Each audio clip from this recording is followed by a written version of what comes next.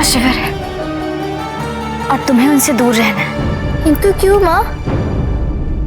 क्योंकि ये वही देवता है जिनकी उपेक्षा ने मुझसे मेरे संतान छीन ली थे।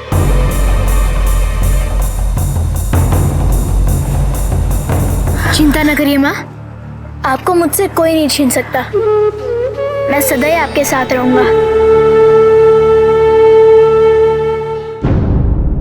महादेव, आपसे मिलकर तो वो और भी व्याकुल हो गई है। ना कुछ बात करती है, ना भोजन ग्रहण कर रही है। कहती है उसे एकांत चाहिए। आप निराश ना हो माता। पार्वती का एकांतवास इसी का सूचक है कि पार्वती में एक अच्छी शिष्या बनने के लक्षण पुनः जागृत होने हेतु तत्पर है।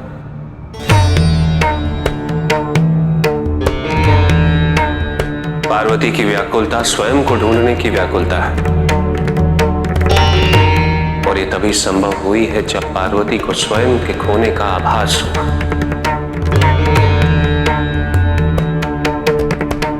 ये अंत नहीं, आरंभ है। पार्वती में आने वाले उस परिवर्तन का आरंभ जिसकी प्रतीक्षा हम सब कर रहे हैं। पिताजी, अब हम करेंगे क्या? यम, नियम, ध्यान,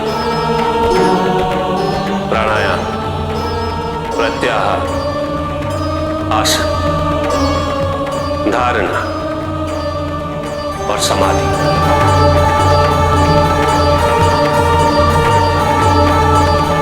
ये योग विद्या के वो 8 चरण हैं जिनके माध्यम से हम अपने उद्देश्य की पूर्ति करेंगे।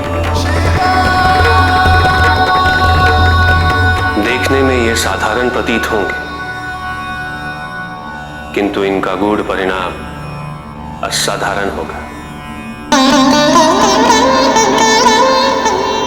इसी योग विद्या से हम पार्वती का योग पार्वती से कराएंगे।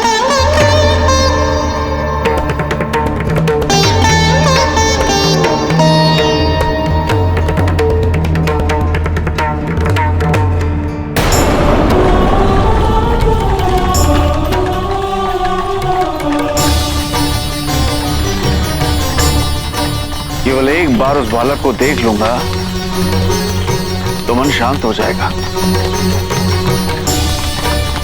वो मुझे क्षति नहीं पहुंचा सकता। भय में रहने से अच्छा है भय का सामना कर ले, के बाद निश्चिंत होकर मैं अपने दायित्व पर ध्यान केंद्रित कर सकता हूं।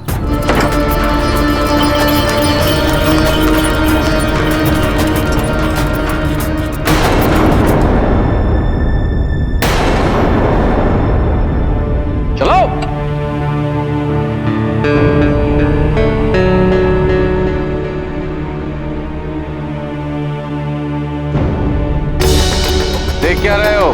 देवराज इंद्र में सेवा करो मेरी। निकालो इस रथ को यहां से।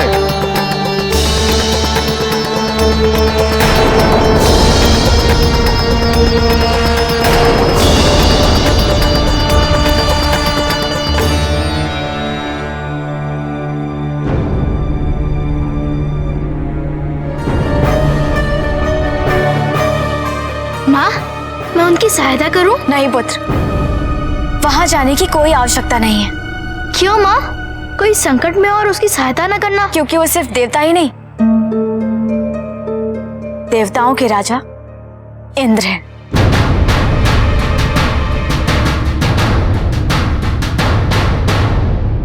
अरे मूर्खों, शरीर से तो दुर्बल नहीं दिखते। गांव के बिना तुम मनुष्यों का कुछ नहीं हो सकता।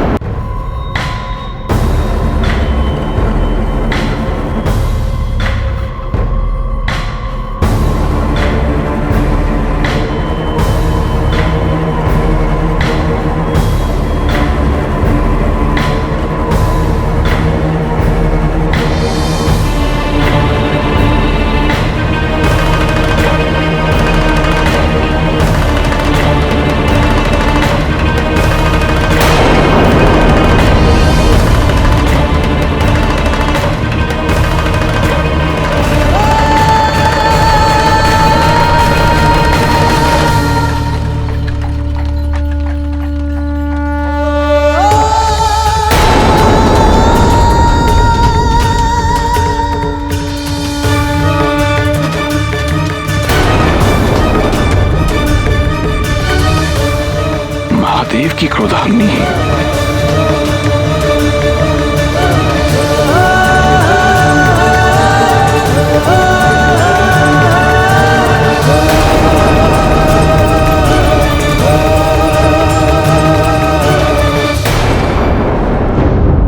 पिताजी, इस महान कार्य में मैं आपका सहायक बनूंगा।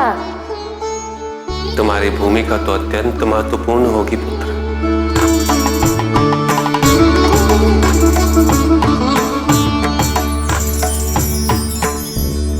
और इस कार्य में आप सबका योगदान भी आवश्यक होगा। महादेव,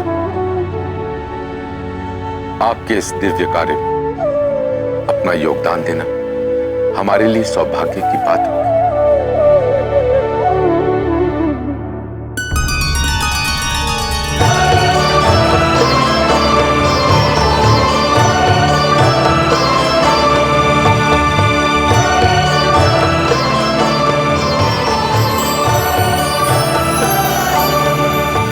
हे नारायण, मेरे कारण पार्वती आपकी पूजा किए बिना ही लौट आई, किंतु मेरा उद्देश्य आपका अनादर करने का नहीं था। महादेव, आपको ये कहने की आवश्यकता ही नहीं। आपने जो किया वही उचित था। प्राथमिकता है उनको उनकी आंशिक स्मृतिहीनता से मुक्त कराना।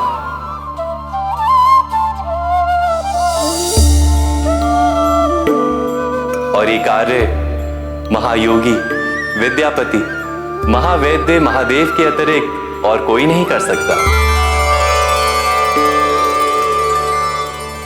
आप जो अष्टांगिक योग देवी पार्वती को सिखाने जा रहे हैं,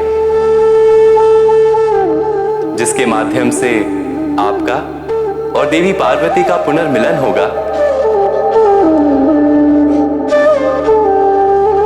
ये योग भविष्य में संसार को ईश्वर से मिलाने का मार्ग प्रशस्त करता रहेगा।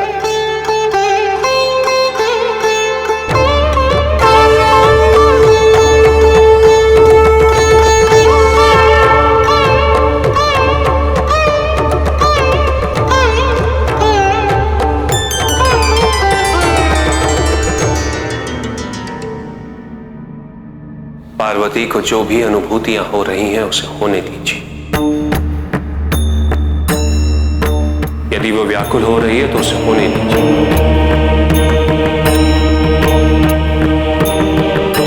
उसकी कोई भी उलझन सुलझाने का प्रयत्न न करें।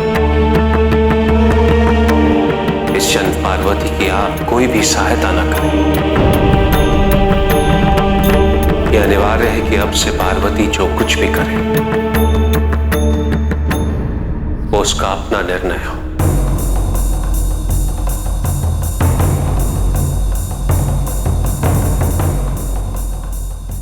माँ, हम शीघ्र एक साथ होंगे कैलाश पर।